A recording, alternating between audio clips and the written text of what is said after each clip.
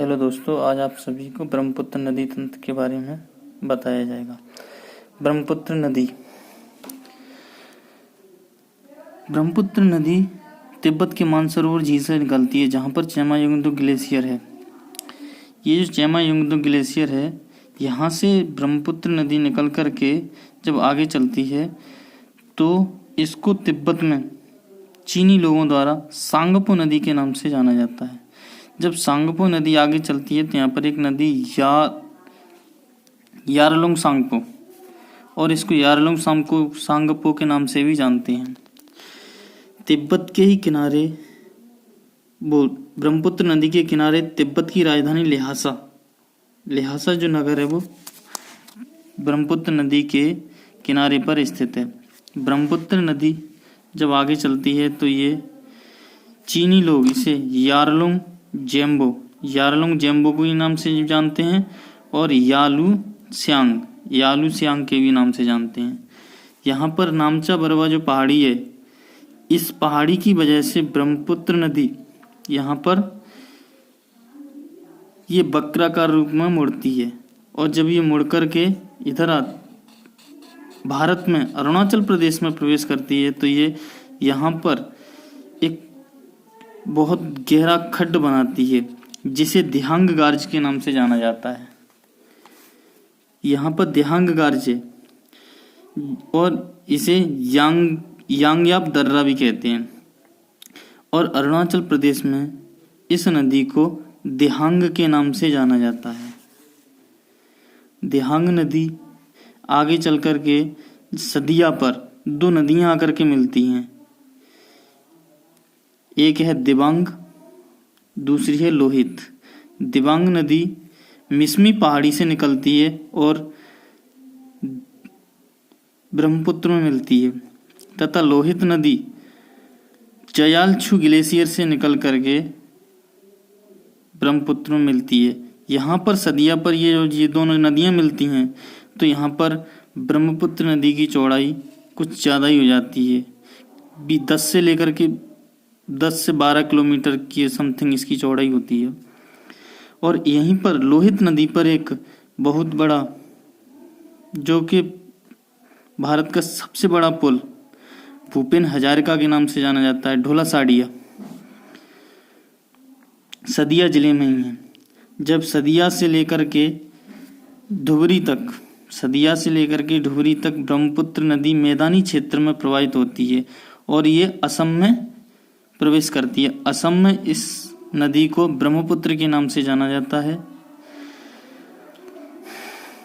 जब ब्रह्मपुत्र नदी आगे चलती है तो यहाँ पर ये एक द्वीप का निर्माण करती है, क्योंकि ये मैदानी क्षेत्र में चलती है और ये चारों तरफ फैलती हुई चलती है। यहाँ पर ब्रह्मपुत्र नदी दो नदियों में बट जाती है, नीचे की ब्रह्मपुत्र कहलाती है, ऊपर की नीचे ब्रह्मपुत्र। और इसी इन दो वितरिकाओं के बीच में जो द्वीप पाया जाता है उसे माजुली द्वीप कहा जाता है। यहीं पर जब ब्रह्मपुत्र और आगे चलती है तो यहाँ पर ढुबरी पर ये बांग्लादेश में प्रवेश कर जाती है, और बांग्लादेश में ब्रह्मपुत्र को जमुना के नाम से जाना जाता है। जब जमुना आगे चलती है तो गंगा नदी में मिलती है। गंगा नदी इधर पश्चिम बंगाल से जब बांग्लादेश में प्रवेश करती है तो इसे पद्मा के नाम से जाना जाता है। यहाँ पर जब जमुना और पद्मा मिलती हैं तो आगे पद्मा के नाम से जानी जाती है। पद्मा नदी आगे चल कर के नागालैंड से एक नदी आती है, माउंट जेपो जो ग्लेशियर है उससे।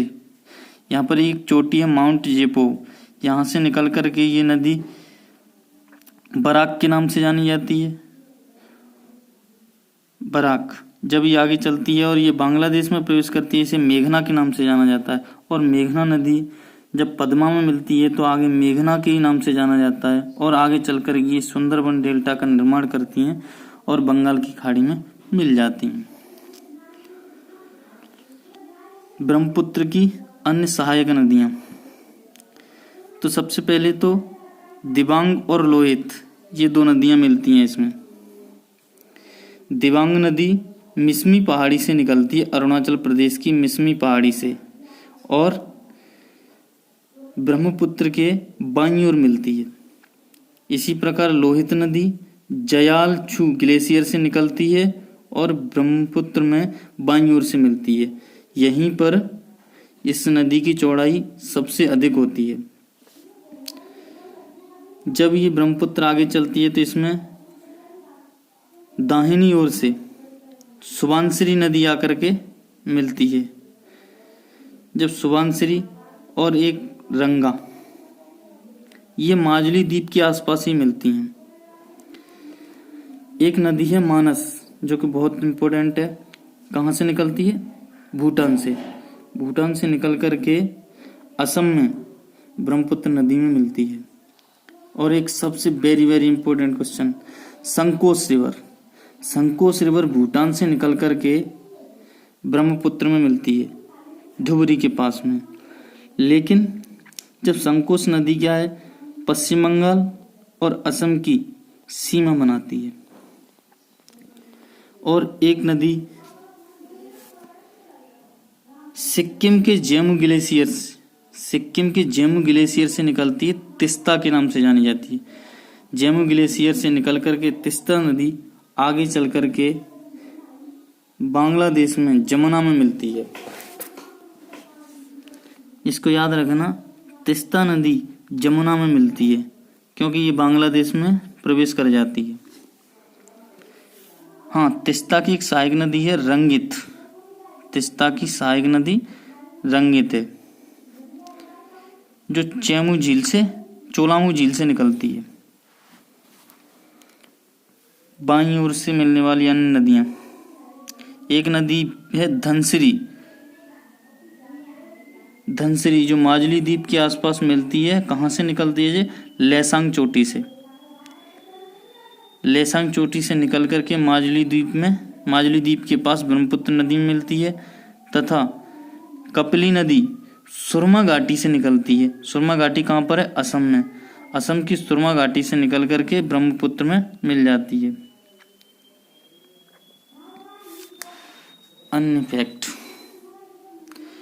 ये 3 देशों में, चीन, तिब्बत में, भारत और बांग्लादेश, 3 देशों में प्रवाहित होती है।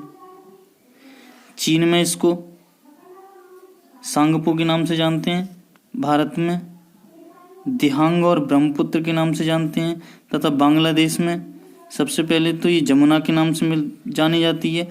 जब गंगा नदी मिलती है तो पद्मा के नाम से, और बराक या मेघना मिलती है तो मेघना के नाम से जानी जाती है। और ये मेघना के नाम से बंगाल की खाड़ी में गिरती है। इसकी कुल लंबाई 2900 किलोमीटर है तथा भारत में 916 किलोमीटर की लंबाई में प्रवाहित होती है। भारत में अरुणाचल प्रदेश में दिहांग के नाम से जानते हैं तथा असम में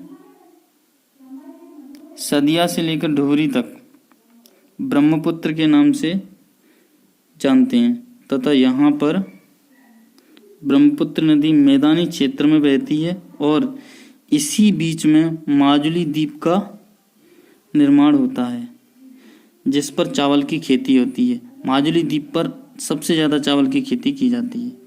माजुली द्वीप के दोनों तरफ उत्तर की ओर खेर खटिया, जो माजुली द्वीप है, माजुली द्वीप की जो उत्तरी साइड जो नदी प्रवाहित हो रही है, यानी ब्रह्मपुत्र 2 भागों में डिवाइड हो गई, इसको खेर खटिया के नाम से जानते हैं और इसे ब्रह्मपुत्र के नाम से,